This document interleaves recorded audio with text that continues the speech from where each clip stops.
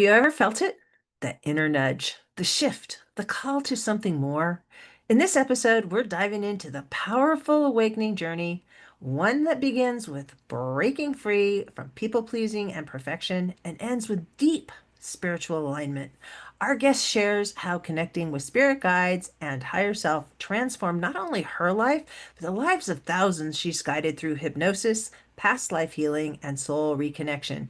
If you're ready to remember who you truly are, this one's for you. Stay tuned until the end and we'll show you you can meet your spirit guide.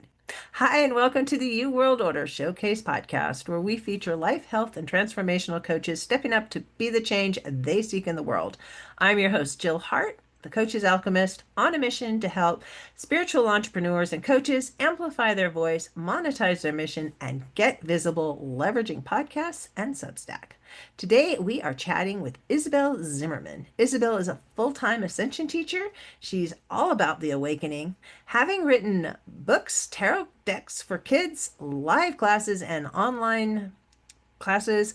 Spirit keeps her really busy. Welcome to the show, Isabelle.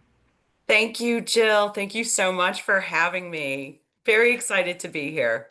I'm really excited to have this conversation because I think we're going to be talking about some really kind of different topics, and I just like it's so exciting. Me too, me too. Let me ask you the big question. Are you ready? I'm ready. Okay, so what's the most significant thing, in your opinion, as individuals we can do to make an impact on how the world is going? For me, I really believe this in my heart, and I'm very passionate about this. Until you connect with your higher self, you are going to be very confused, feeling unsatisfied, and really heavy. And once you connect to your team of non-physical spirit guides, Mhm. it is life-changing. It really is. And we are not taught here that you have a higher self. I think religion calls it the Holy Ghost, but even that is kind of like a Holy Ghost. Like, what does Side of that you. even mean? It's not part of you. It's something that's outside of you that they say is going to live in you, but it's all ethereal, wishy Yeah. fishy. Everybody has their own opinion about what that is, and then the argument starts. Yes. Yes. So when I connected with my higher self, so you have many higher selves. And I wanted to connect with my higher self. Once I learned that, I was like, what? Shut the front door. I have a higher self? Because, like, I had the belief that, now I don't know where I got this, but I had a belief when I died, I would be united with my soul. But I am my soul, right? But it was like, I don't know. I had an IT career. I was married. I had a Victorian house. I was in my human world, right? But when I self-studied quantum physics for about 6 years. And I actually started to understand like the formula. But I would go back to science of the 1800s. So Michael Faraday and Max Planck and whatever, who gives a shit? But I studied 1800 science so I can understand 19th century science, so I can understand what was going on with the CERN collider. Studying quantum physics, for me, the metaphysics and the human science are the same. I don't see any separation. And Mhm. sometimes when I connect with my team, I will ask science questions. I would say, hey, I read this in the human world. Can you help me understand it? Or my non-physical team will give me something, metaphysics, and I will go to the human world to understand what they're saying. So for me, it's very interchangeable. It's really a field of consciousness, and it's a field of souls, however you want to define it. So connecting to your own inner team, your inner higher selves or guide, and even if that's too much, even connecting with someone who has crossed over, a family member. It's a Mhm. start. Or maybe you're going to connect with water or an element or a crystal. Or a lot of people want to talk to their animals. They are way more open in communication with their animals. So, whatever that avenue is, explore it. Don't be afraid. It's just moving from fear of known to love of unknown. And that is how magic is going to get back on the earth and how we will be empowered and how we will rise up. I love that. My guide is named Joan, I and she love it. comes with a posse of unicorns. Oh, the And often at unicorns. night, I get to ride my unicorns that fly. They have wings. Awesome. So they are real consciousness.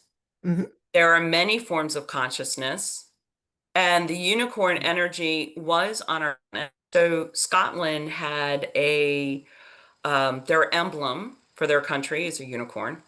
Yep. And the Tuatha Dé Danann is a group of beings that were very supernatural. So a lot of humans know about the Druids, but they don't know about the Tuatha Dé Danann.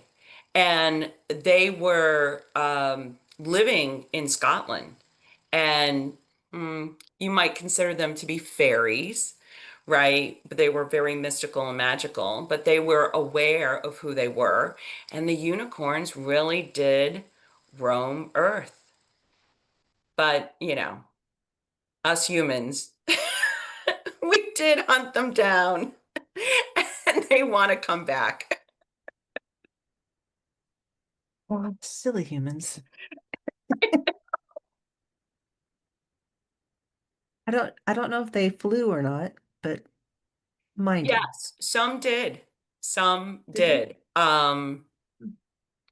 So if you get an image of flying unicorns, you can trust it because you have to understand the multiverse is very vast. And one of the things I teach all my teachers is NASA has mapped 14.4 million galaxies. 14.4 million galaxies, and they're still mapping it. The Milky Way is a very small galaxy, and it has 2.2 billion stars.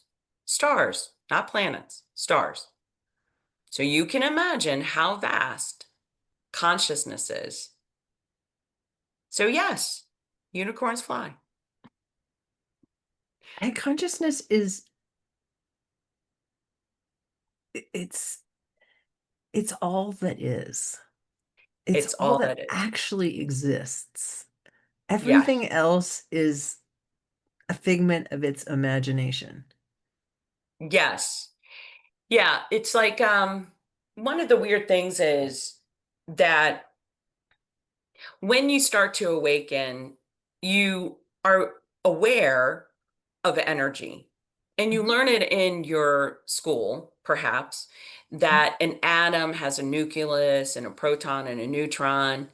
And then you find out that it's really small. But on YouTube, there are lectures from MIT and Cambridge, if you wish. And it's only at the master level program, so not even bachelor's. But scientists is fully aware that physical matter is really a field of energy, which is really a field of consciousness. So even though something feels very solid here, it's really made from the same particle, and the CERN particle collider already discovered that. Everything is made from the one particle. And so, how does the pen have a different shape than something else? And it's vibration and intention of expression of consciousness. And I'll tell that's you very what, high level. I'll go you one further than that. When we look at something, I'm not sure we actually see it the same. We don't. And We colors. don't. We We do not. think we know what colors are, but everyone perceives it slightly differently. That's right. Sound, the That's same right. thing. It's That's it's right. That's right. So crazy. It is. It is. We make an agreement of a vibration and frequency of what blue is or what orange is. But Jill and I are not seeing the same blue or orange. Uh-huh. We look at something, we point to it and say, okay, so like this pen is black.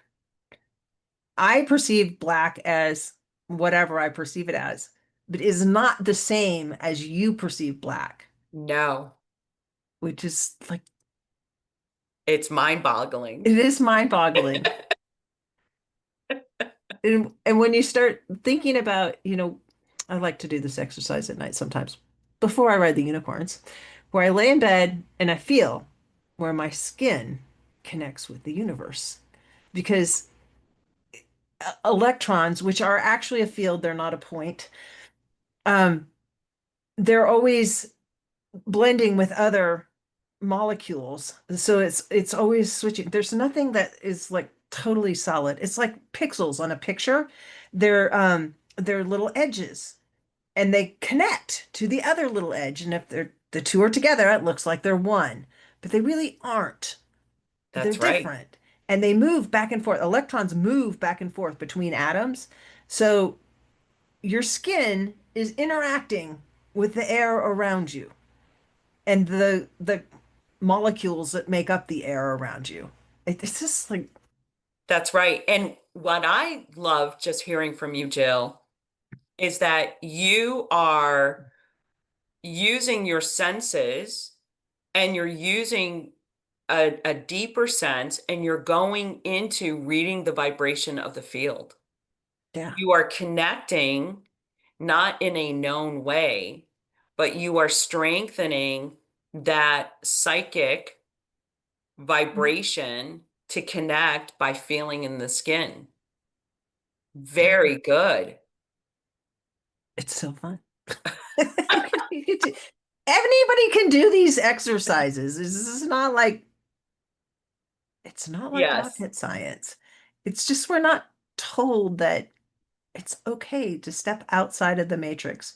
Even if it's just for a few minutes every day, I think it's really important that we all allow ourselves to disconnect, to just be. Yes. Yes. And we are in the Grand Awakening. So, one of the things that I really stress as we go through this birthing process of this Grand Awakening of our planet, managing your own vibration is not a luxury anymore. It really is a must because the energies on this planet is really shifting sands. It's like a lot of people will feel unstable, like things, most humans right now, and the listeners, and you can do this as an experiment, and Jill, you can do this too. I just want you to reach out to 5 humans, 5 people you know, and just ask them, hey, did you go through a change in 2025 that was kind of big? Everyone will say yes. Everyone will say yes. Some, they might look normal. Oh, my daughter graduated from college. That's a change. Oh, I got divorced. That's a change. Oh, I moved. That's a change. Oh, I gave birth. That's a change. Oh, I lost someone.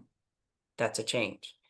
So all these changes are happening very personally for each person, but we're in flux. Mhm. We're in flux because we're changing our vibration, we're changing our beliefs, we're awakening as a species. And so going within, learning how to meditate. Now, meditation might be walking in the woods, or meditation might be painting, or listening to music and getting quiet, or traditionally using breath and connecting with your heart's energy. Whatever it is, it's necessary to align your vibration within your beingness of your body, Otherwise, you're going to be really overwhelmed here during this grand shift. I can feel that myself. I over the years I've kind of gotten to the point where I can slip into there's a different feeling that you have when you meditate or you Yes. get into that zone. It feels different. And if you do it enough, it makes it faster and easier to just slip into it. So not that you live there all the time, because, Lord knows we live in Yes. this other world, but it's like stuff's always coming at you. Yes. So, having a spiritual practice or having a meditation practice, I meditate. When I wake up, I make my cup of coffee. Mhm. I take out my two Oreo cookies. I play Soda Crush, right? I just relax. And then I put that aside. And then I go within to my heart space and I meditate and I communicate with my guides. And then I'll journal or I won't. It matters not. But I'm always connected to my guides and strengthening that vibration and that connection because this world is so distracting. This world is so loud. There's so much noise. And so going within and getting quiet aligns me so that I can move more with ease and grace of my physical experience. So And for me, every it's a no-brainer. Yeah, and everybody it doesn't have to be first thing in the morning. I do this at night because I have a ritual that it's just like for winding down, and I talk about riding my unicorns. I do. I just like I leave my body and we go and cruise around and check things out, and I don't have to be thinking about anything because I'm actually seeing things. And is it an out of body experience? I don't know. Maybe, maybe not. I When I you choose to. travel, when you're traveling with them, you're traveling into that, your field, your soul field. Hmm. And they're also giving you messages, right? Hmm. And they're showing you things and they're guiding you and they're teaching you. And sometimes it can be really fun and sometimes you're like, "Oh, well, this is unusual." But it's not for naught. Like they are guiding you. And so it's also grounding you and clearing your field of whatever occurred during the day, right? And I bet, Jill, let me ask you this. If you miss a couple of nights doing this, how do you feel? I feel disoriented, and I tend to feel like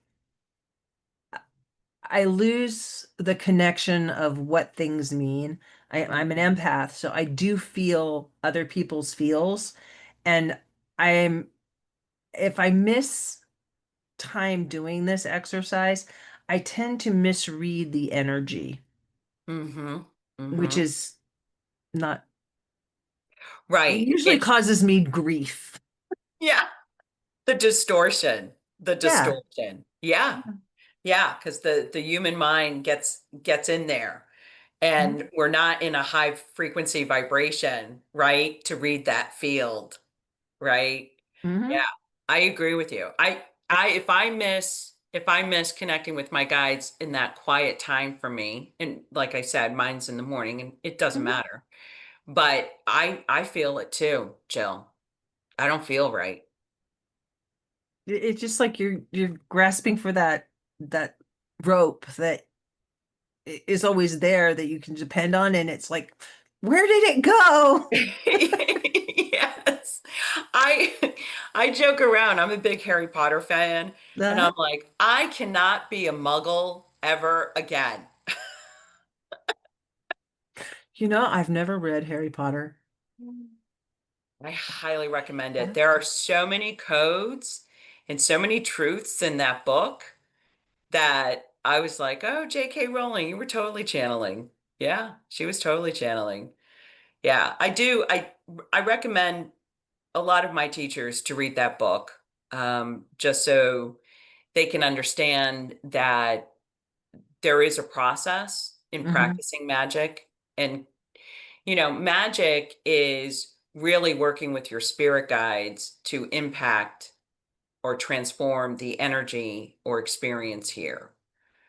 Hmm. So when you think of magic, I like to think of the fairy godmother of Cinderella, Bippity Boppity Boo. She takes a pumpkin and then it's a carriage, and it's like, magic, right? It went from one thing to another. It changed. It's the transformation. So magic is the transformation of change, co-creation with the spirit guides. I like that explanation. And magic does happen. Oh, yes. Oh, yes. It's easy to miss magic in the busy world that's so noisy, but it's Mhm. all around us every single day. Magical things are taking place. I'll give you an Yes. example. Okay. Today, my dad called me a little while ago. He's like, he had my daughter-in-law made some painted rocks and she took them to my dad and he loves these rocks so much. This was a couple years ago.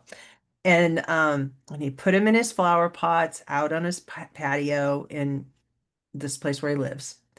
And then a few months later, somebody took the rocks. I don't know what happened to the rocks, but they were gone out of this. He had several pots that he puts flowers in. And when he was planting his plants, must have been in the fall of last year, he noticed that the rocks were gone. And this Hmm. morning he calls me and he says, they're back and they're clean and they're in a different pot. I love it. That's magic. I I'm have not I sure have how a, it I have a happened. recent magic story. So, Goddess Isis is one of my higher selves, and she was a high priestess. Mhm. And she talks to me a lot about spell work, Mhm. and she worked with angels, and so we do a lot of angelic magic. But anyways, I'm typing away, I'm working away, and she's like, Isabelle, I want you to do a magic spell right now. And I said, right now, it's never always, I never say yes. I'm always like, really? Right now? The typical, In the always, middle of something. always. So I said, all right. So a friend of mine had given me a mason jar with brown paper in it, and it was an attention jar. And she's like, we're in the winds of change. And it was actually breezy that day. And she's like, I want you to do a magic spell. So I said, okay. So I connected with my heart. So when I do magic, I always go into love first. Mhm. You are never attached to the outcome, which is very hard for us humans because we're very result driven. So then you're like, well, why do magic if you're not attached to the results? It's just the way it is, guys. Bring it up to source. I didn't make up the rules. So when you do magic, you call from your heart, you set your intention, you release it, you know it, you feel it, you command the light, and then so be it. So I did a spell. I can't even remember what it was because I channeled. I just said the words, lit the paper, threw the ashes. That was it. And my little white dog, Bijou, wanted to go for a walk. So I said, all right, I'll go for a walk. So we go into a park of a trail, and and I live in South Carolina, and I rolled down my windows, and I turned off my car, and I was walking away, and I heard you should roll your windows up, and I went, huh. I got back into my car, I turned it on, I rolled up the windows, and I looked at my sunroof. And I went, oh, I'll just crack open my sunroof a little bit so it won't be oven hot when I come back. I come back from my walk and there's green trees all around me. And when I opened up my car door, there was this yellow leaf. There are no yellow leaves around me, Jill. There is no poplar trees around me. And I know leaves. Don't even ask me how.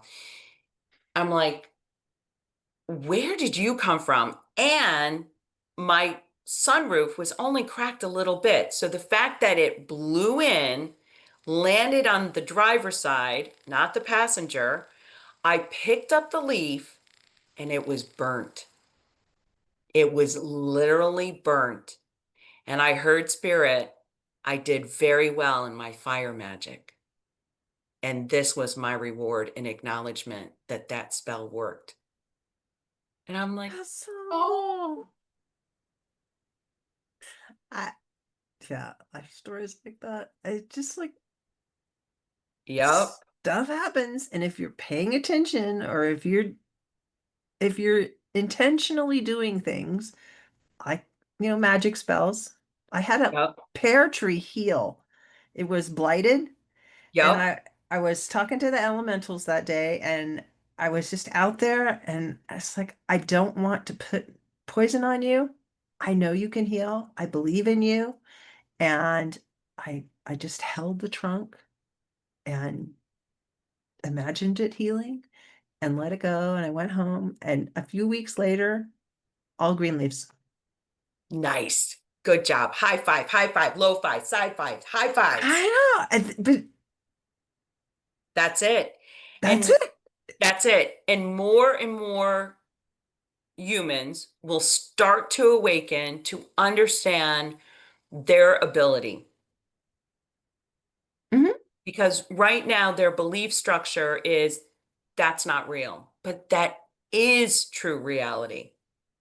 It is the reality that we exist in, not the matrix. Yes, We've been trained to believe that there are these rules, that there's these bars, and we can only operate within this small parameter of thoughts and ideas. And I look at the world and I look at history. People tell us this is history.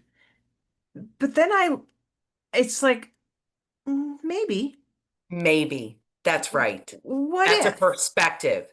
That is someone's perspective of events. We can have the same meal at the same restaurant. I could find it delicious and wonderful, and you could think it's horrible. Same dish. It's just a Nobody, perspective.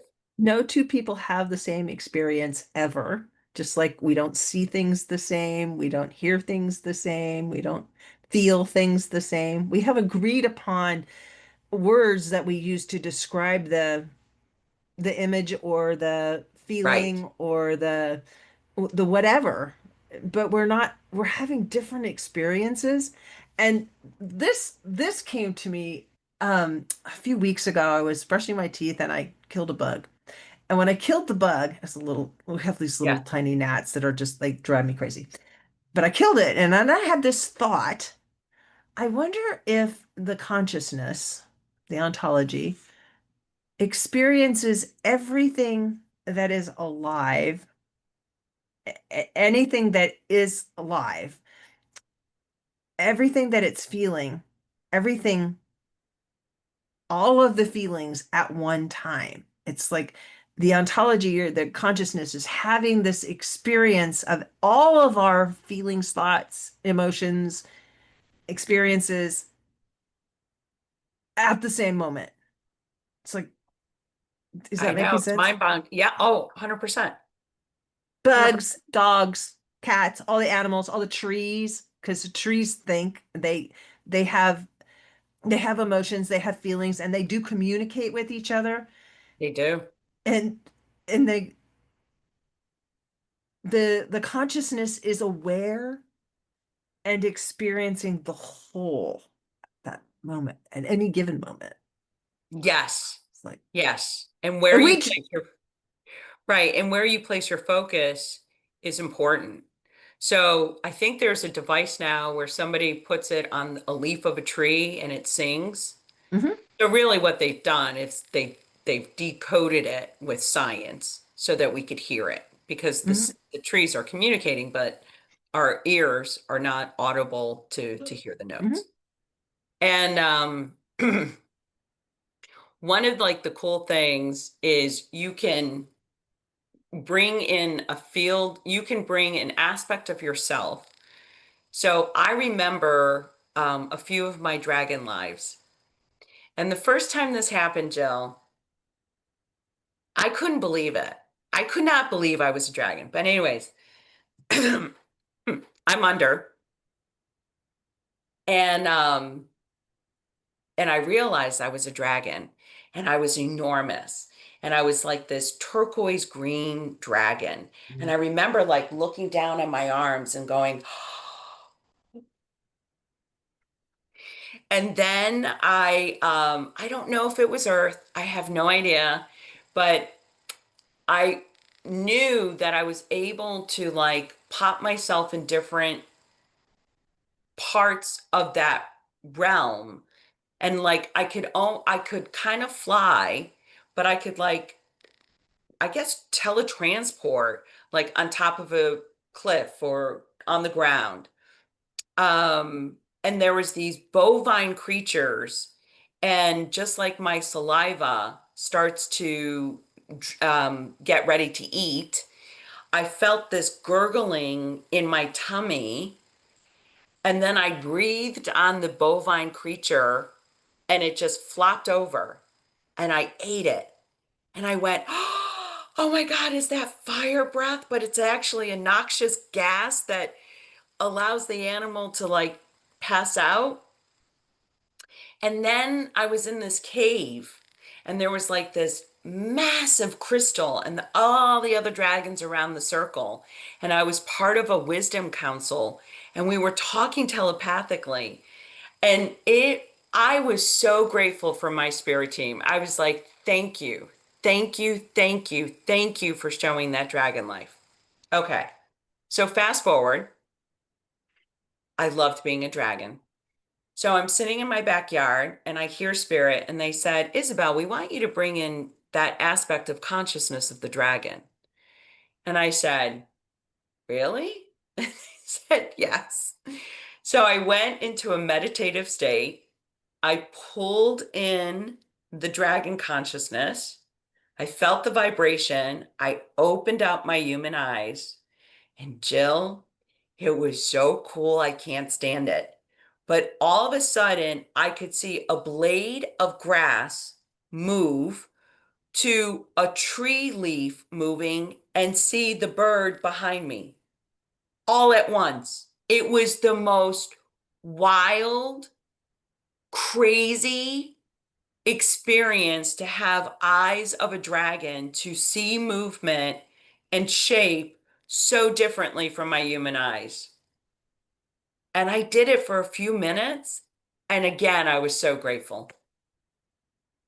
That's so cool.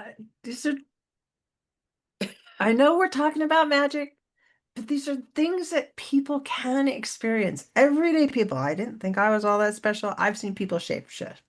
Yes.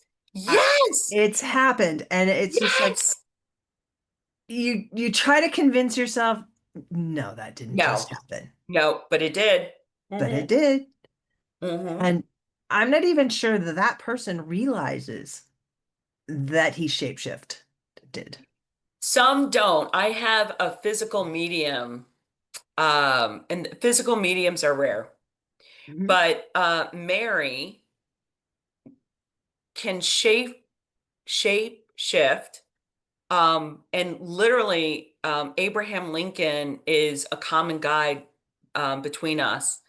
mhm, And her cheekbones will start to become like Abraham Lincoln right before my eyes. And when she brings in Mother Mary, mhm. her hair changes, her skin changes, and it is really pretty cool, man. Did just like, and it's not like you're sitting there thinking, I wonder if it's just like it happens. It happens. And she And says you're she like, feels it. She says she feels a tingling, and it's "Hmm, not painful for her at all, but she feels the shift. And she's working on her mediumship mhm, um, to emit ectoplasma so mhm." that spirit can go into that ectoplasma and take physical form on this plane. Oh, what an interesting Yeah, idea. they're very rare physical mediums. There's about 25 on this earth. I don't know if more will awaken, but yeah, ectoplasma is not just a Ghostbuster thing. It is a real thing. It is a real thing. And, if you look back to like the 1800s when people were starting to really talk about mediums and talk Yep. about spirit guides, and the church was really like, we thought we stamped this out with the witches, but Yeah. it keeps shifting. And really, all witches are people that were awakened at a different time. Yeah. But the church really has, it's like their goal is to keep people from understanding who they really are and the power that we have to affect physical change in this reality that we're all experiencing. Um, but it has played such an interesting role through different events in history. From the space program to World War II, even World War One. Um, it's all of this energy that's like it's like swirling around together and coming apart and going back together and showing up like a kaleidoscope, really. Those old kid Yes. toys that you would, and every time it comes about after you do this little thing, then it's like a different picture. And this is how the energy could look this way. It's how the energy Yeah. can look this way. And sometimes it's beautiful and sometimes, yeah, it doesn't make you feel all Distortion. that great. Yeah. Yeah, but it's all it's all just the experience. Nothing really means anything. It's like nothing's good or bad. There's just like it's a weaving of the energies, the yin and the yang of things. It's all one. It's just like Yes. it gets Yes. presented differently. Yes. For us to experience. So one of Mhm. the things that my guides always tell me is don't take this too seriously. Now, yes, I am all in as an ascension teacher. Like I quit my job, divorced my husband, left my Victorian house, and went on my calling and mission. So, but at the same time, my guides are like, enjoy your ascension, enjoy your human experience, enjoy all your emotions, enjoy the contrast, enjoy the polarity. It's all okay. It's all okay because it is shifting, right?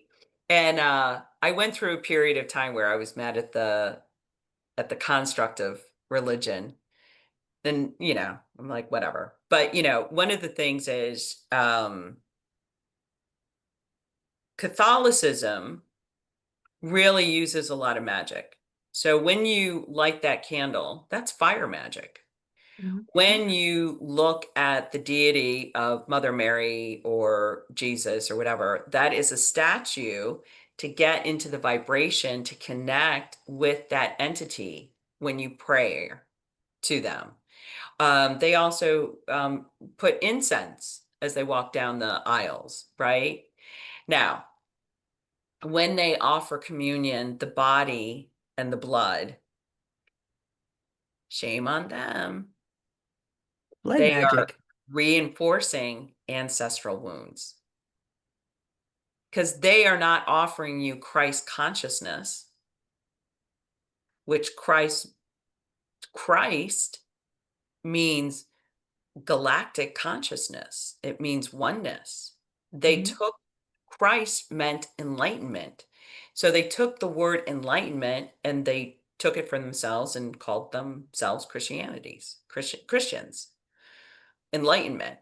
But so the blood, when you take the blood and the body of a man and not the spirit of Christ consciousness, I I tip my hat to them. I'm like, you guys are pretty crafty, very crafty. Enslavement. It, It's oh yeah, all very about subtle. enslavement. It is. It is. They give you just enough where it feels spiritual, and then they bind you Mhm. with their Then they have all ritual. these rules Yes. and reasons for you to want as beings, we want to be loved and we want to express love. But in that container, it's always slightly elusive. You're Yes. never quite good enough. Yes.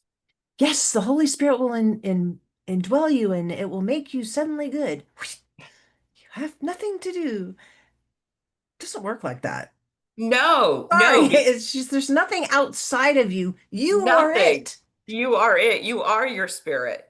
So it is funny when you kind of look at the mechanisms and then you're like, wow, wow. But it's okay. It's okay. Goddess Isis and I, we call them the high priest energies, and they've been around for a very, very, very long time. And, I just bless them and move on. Like you're going to do It's what you're going not, to do. yeah, I'm it's going not to worth do what I'm going to arguing do. with people about it. It's Yeah, just like like, it's okay. It's okay. It's fine. It's yeah, fine. can hold space So for you. Jill, have you been hypnotized? Have you gone into your soul field? I have done like hypnosis work, but it's usually on like on YouTube. Okay. Okay. I'm a big YouTuber. Yeah, that's all right. That's okay. Yeah, I was just curious if you've seen your other incarnations. I Because have there's seen some of them. all right, good. Tell me, tell me. I want to hear all Okay, about it. so I've always been deathly afraid of heights.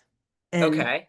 a few years ago, maybe like 6 or 7 years ago, I realized that the reason for that is I went off a cliff on a horse in Mm, probably the 17 or 1800s, and it was in England. It was a cliff. The horse and I both went over it. There's water mm, below it, and we died on the perish. rocks Yeah. together. Um, and that is why I'm not afraid of being like in an airplane or something, but if I'm next to a cliff and there's Hmm. no barrier between, and a barrier has to be high. Like I've been on tall buildings and people want to put kids on their shoulders, and I'm just like, I want to Yeah. throw up on your feet. Yeah. It's like, they're Yeah. gonna fall. Yeah. It's the falling thing that it Of freaks me out. course. Of course. Yeah. Another one, I was a man in the West during the Cowboys days, and I was a gunslinger, and I died. Somebody shot me 3 times in the chest. Mm. Another time I was a woman, and I have a glimpse of putting on makeup in front of one of those like the 30s and the 40s. They had those kind of makeup vanity things. Hmm. I Hmm. was sitting at that, putting on makeup, and I seem to think it was a theater of some sort, but Hmm. I didn't get any more clarification than that. So those are my three experiences with past lives that I know of. Wow. That's pretty cool.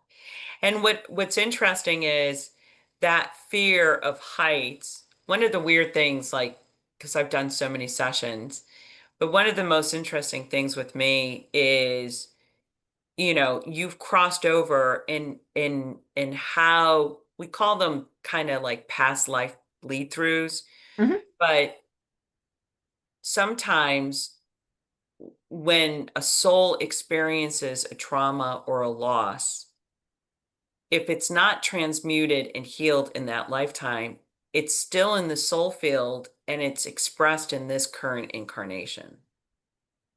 So your fear, you could say, oh, it's irrational or can't come up with a reason for it. mhm, Doesn't matter. But it's because of that incarnation you had falling off that cliff. mhm. Yeah, And I'm a little skittish of horses also, and I think it's sure. directly related to that. I've been around horses a lot in my life, but I Yeah, when I saw that image or yeah, that life experience was just like, oh, well, that explains a lot. And I'm yeah, good with it. It's like, yeah, I don't like these things, so I just don't go around yeah. situations where I get in them. And and I can just embrace that, it's okay. It's okay. It's okay. Yeah. It's not something that needs to be fixed. No, that one's small. Mhm. Scary, but still small. Yeah, And sometimes people can have these phobias or fears or things that are bleeding through that can really impact their lives. And unless they understand where that's stemming from and why they're experiencing that, it it can kind of make them seem like they're sort of crazy. But it's not that they're crazy, it's just that they don't know how to process that information that's bleeding through to be able to feel like they can survive on this plane with without having that information at their fingertips. I'm sure Yes, that's not making a lot of exactly. sense, but No, it does. So like a lot of so I work with teachers and healers, mhm, and the teachers really need to live their purpose and mission, right? But when I work with them, often will come into a life where they were burned or they were persecuted or they mhm, were punished for being a healer, for being a spiritual teacher, right? And mhm, so we have to go into that field because I can say to them, they're not going to be persecuted in this lifetime. But it doesn't matter. If you have that fear, let's say you have that fear of flying, I could give mhm, you all the statistics. You can meet the pilot, you can, but it's not getting rid of that fear, right? right. So for the teachers, I have to get rid of that fear for them because they will not put themselves out there Mhm, because they are holding that fear from that other life. And so we have to do that healing work with their spirit guides and in their heart to transmute that so they can go out. And you know, it's fascinating to do this work because it ripples out in other ways. They start to speak up and use their voice, or they start to feel it really what it is. It's giving permission for them to be themselves. yeah, Yes. And not all of themselves, all because of all of these other themselves. Yes. incarnations are part of who we are. Yes. You cannot separate your field. Yeah, Just like you told earlier in the conversation, you totally got it. There is no separation. no, it's just who you are. And there's no Yeah, separation between us and the field or each correct. other because we are Correct. all part of this consciousness, this larger consciousness. Mm-hmm. And Mm-hmm. Mm-hmm. sometimes you run into people who are empaths, and we are all empath. We're all empathic. It's just Yes. some people recognize that they're having these feelings that are somebody else's. And other people are just like, I don't know why I'm feeling this, but I'm just feeling this and I don't like you. Go away. Yes. And as empaths, as you move through your life or your day, it's like a field of water, and you're like, why is the water cold? Why is it warm? And having discernment of this is my emotion, this is their emotion, that takes practice. That is not overnight. Yeah. It takes work It to does. and time alone so you can get to know what your feelings are. What do your feelings look like? It's like the chatter in your head. Sometimes it's just chatter in your head. Other times it's your guides talking to you. You need to be able to know which is which. Yes. Yes. So, discernment, how do you know when it's your human mind and how do you know when it's spirit guides? So, I would always say tune into your body. Mhm. If you can't, okay. And then what are you hearing? Are you hearing something loving or are you hearing something fearful? Because your spirit guides will always say something loving. And if you even start going through your life and you receive information or a message, written form or through a conversation, You can pause and say, is this loving or is this fearful or controlling? Or is it neutral? What is it? And in that act of pausing and observation, you are fine tuning and now reaching for that connection with spirit because spirit wants to assist you. So think of spirit when you watch a movie and you see the credits at the end of the movie. Those credits go on for a really long time, right, Jill? Yep. Your spirit guides are not watching your movie. Your spirit guides are orchestrating your movie. They They're are the the grip. credits. They're the lunch lady. They're the producers. They're the directors. You are the actor and director of your own movie, but there are many things going behind that scene in your physical incarnation. So your spirit guides are not watching your movie, they're in your movie. And then once you are aware that you have a team, well, now you're not just this dumb actor reading the lines. Oh, Now you you're have really, experience, and you're here yes. to be the thread in this huge tapestry, or the Hmm. note that's playing in the symphony. We're all part of something much bigger than our individual place, but without us, something would be missing, That's right. which That's is right. why it's so important to connect with your spirit guides. And you have the solution for that. Yes. So I invite you to really go to attractingwisdom.com. It's right on the front page, and it's a free meditation, but it's not just a meditation for 10 minutes. There's an assessment form next to it because we are not connecting to our guides. I was telling Jill earlier, I'm like, we are not having sex without the orgasm. We are having sex with the orgasm. So you're going to meditate. It's only 10 minutes. So really, it's not a big deal, but you're going to receive a message from your spirit guide. And then in that assessment form, I'm going to ask you questions so that you can be aware you did receive a message. Because what will happen is if you're new to this, you'll be like, oh, did I make that up? I didn't get anything. I didn't feel anything. Nothing happened. And that doubt and fear is going to creep in. So that's why those questions are going to pull that out so that you can recognize, oh, maybe something did happen. And that is an opening of the door.